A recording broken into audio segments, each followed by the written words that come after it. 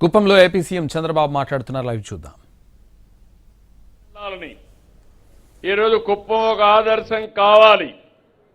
ఒకప్పుడు స్వచ్ఛమైన తిండి తినేవాళ్ళం, మనం ఎరువులు ఏని తిండి తినేవాళ్ళం, క్రిమి సంహారక మందులు కొట్టని పంట వాడేవాళ్ళం. ఈరోజు మనం తినే తిండి ఒకసారి ఆలోచిస్తే యూరియా బస్తాలు కొద్దేస్తున్నాం. ఇంకో పక్క అవసరం లేకపోయినా క్రిమి సంహారక మందులు కొడుతున్నాం.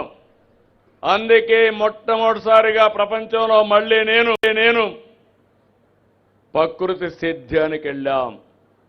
ప్రకృతి సేద్యం శ్రీరామ రక్ష. మన రాష్ట్రంలో 20 లక్షల మంది రైతులు 20 లక్షల ఎకరాలు ప్రకృతి సేద్యం చేసే ఏకైక రాష్ట్రం ఆంధ్రప్రదేశ్ రాష్ట్రం. ఇది కూడా మీరు గుర్తుపెట్టుకోవాలి. మన నియోజకవర్గంలన్నీ ప్రకృతి సేద్యంతో ముందుకు పోతాం. సంజీవిని ప్రాజెక్టు పెట్టుకుంటాం. అక్కడ పండించిన పంటలే మనం తింటే మన ఆరోగ్యం కూడా బాగుంటుంది. నేను అనేక సార్లు చెప్పాను, ఫుడ్ యాజ్ ఎ మెడిసిన్. తిండి కానీ మందుగా మీరు వాడుకుంటే, కిచెన్ని ఫార్మసీగా మీరు వాడుకుంటే ఇంకా హాస్పిటల్కి పోయే పని లేదు. ఈరోజు మనం హాస్పిటల్కి పోతున్నాం అంటే దానికి కారణం మన అలవాట్లు, మన తిండి అలవాట్లు. కొంతమంది గంజాయి అలవాటు, కొంతమంది డ్రగ్స్కు అడిక్ట్ అయిపోతున్నారు, బానిసలు అయిపోతున్నారు.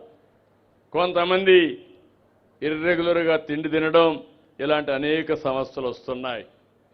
కాబట్టి ఎక్కడ పనిచేసినా ఆనందంగా పనిచేద్దాం. ఇక్కడ ఇంకొక విషయం కూడా చెప్తున్నాను. నేనేదో అక్కడ 40,000 మంది ఉద్యోగాలు వస్తాయంటే మీరందరూ ఆ 40,000 మాకు ఇస్తారు కాబట్టి మేము చదువుకోకపోయినా పర్వాలేదు, పని చేయకపోయినా పర్వాలేదంటే ఉద్యోగాలు కాదు, ఇండస్ట్రీ కూడా రాదు. చదువుకోవాలి, స్కిల్ డెవలప్మెంట్ చేసుకోవాలి, మీలో తెలివితేటలు పెరగాలి. అందుకే ఇక్కడ బిర్లా వాళ్ళతో మాట్లాడి ఒక స్కిల్ డెవలప్మెంట్ సెంటర్ పెట్టాం. అవసరమైన మన పిల్లలందరినీ స్కిల్ నేర్పిస్తారు. 10వ తరగతి చదువుకున్న వాళ్ళు కూడా మళ్ళీ ముందుకు చదువుకోవచ్చు. ఇప్పుడు శ్రీ సిటీ ఉంది.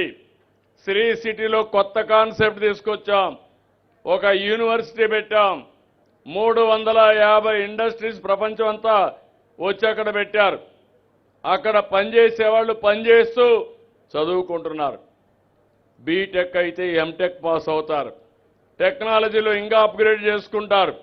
దానివల్ల ఉద్యోగాలు కూడా ప్రమోషన్లు వస్తాయి, కొత్త కొత్త అవకాశాలు వస్తాయి, ఆదాయాలు పెరుగుతాయి.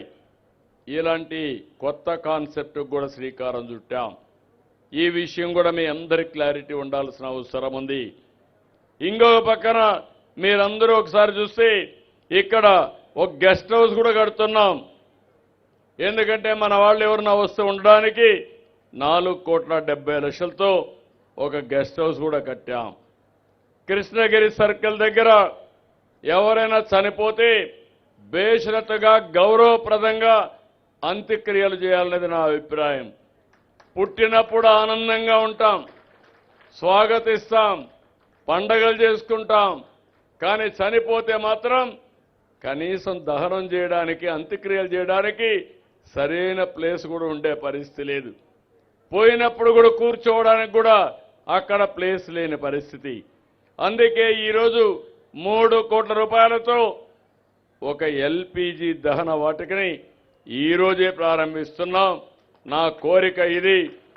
నేను చాలాసార్లు ఆలోచించాను, హాస్పిటల్లో కూడా ఎవరన్నా చనిపోతే ఆ కుటుంబ సభ్యులు ఆ డెడ్ బాడీని తీసుకురావాలంటే వాహనాలు కూడా దొరకని పరిస్థితి. దానికే మళ్ళీ ప్రత్యేకంగా నేను ఒక వాహనాన్ని పెట్టి అంత్యక్రియలకు కూడా సహకరించాం. అది మన నియోజకవర్గంలో వస్తుందని చెప్పి కూడా నేను మీకు తెలియజేస్తున్నా. ఈ రోజే మీరు చూశారు, కుప్పానికి ఒక గుర్తింపు రావాలి. మన కుప్పం ఇక మీదట స్వర్ణ కుప్పం కావాలనేది నా ఆకాంక్ష. స్వర్ణ యుగానికి నాంది.